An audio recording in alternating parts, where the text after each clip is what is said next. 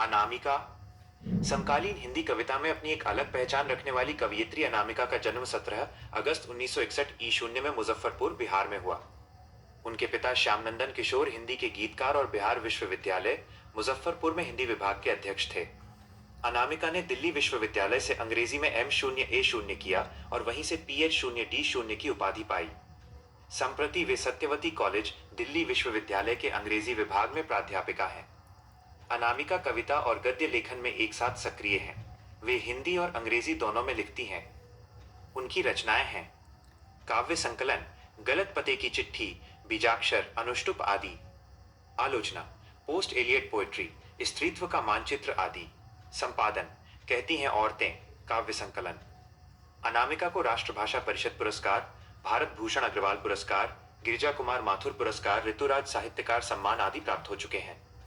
एक कवित्री और लेखिका के रूप में अनामिका अपने वस्तुपरक समसामयिक बोध और संघर्षशील वंचित जन के प्रति रचनात्मक सहानुभूति के लिए जानी जाती हैं।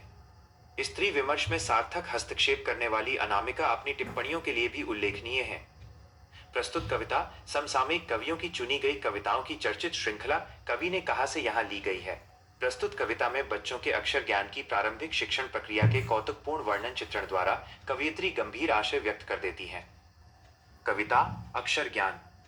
चौकटे में नहीं अटता बेटे का कबूतर ही है, न फुदक जाता है जरा सा, पंक्ति से उतर जाता है उसका खरगोश की खालिस बेचैनी में, गमले सा टूटता हुआ उसका घड़े सा लुढ़कता हुआ उसका ग पर आकर थमक जाता है, उससे नहीं सधता है ग के डॉट को वो समझता है माँ, और उसके बगल के बिंदु ऑन डॉट पोल को मानता है गोदी में बैठा बेटा।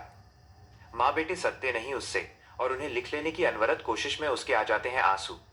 पहली विफलता पर छल के ये आंसू ही हैं शायद प्रथमाक्षर सृष्टि की विकास कथा के। सरल अक्षरों का रूप। बच्चा जब लिखना सीखता है तो उसके अक्षर कभी सीधे नहीं बनते।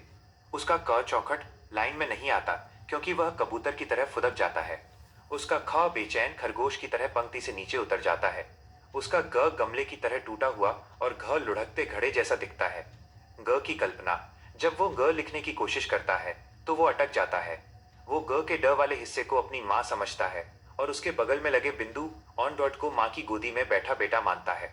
संघर्ष और आंसू। वो इस माँ बेटे घ को सही से लिखने की लगातार कोशिश करता है पर असफल होने पर उसकी आंखों में आंसू आ जाते हैं। सृजन का संदेश। कवयित्री कहती हैं कि हार मानकर आए ये आंसू असल में विफलता नहीं है। ये आंसू ही सृष्टि की प्रगति और सीखने की प्रक्रिया का पहला अक्षर है, क्योंकि संघर्ष के बाद ही सफलता मिलती है।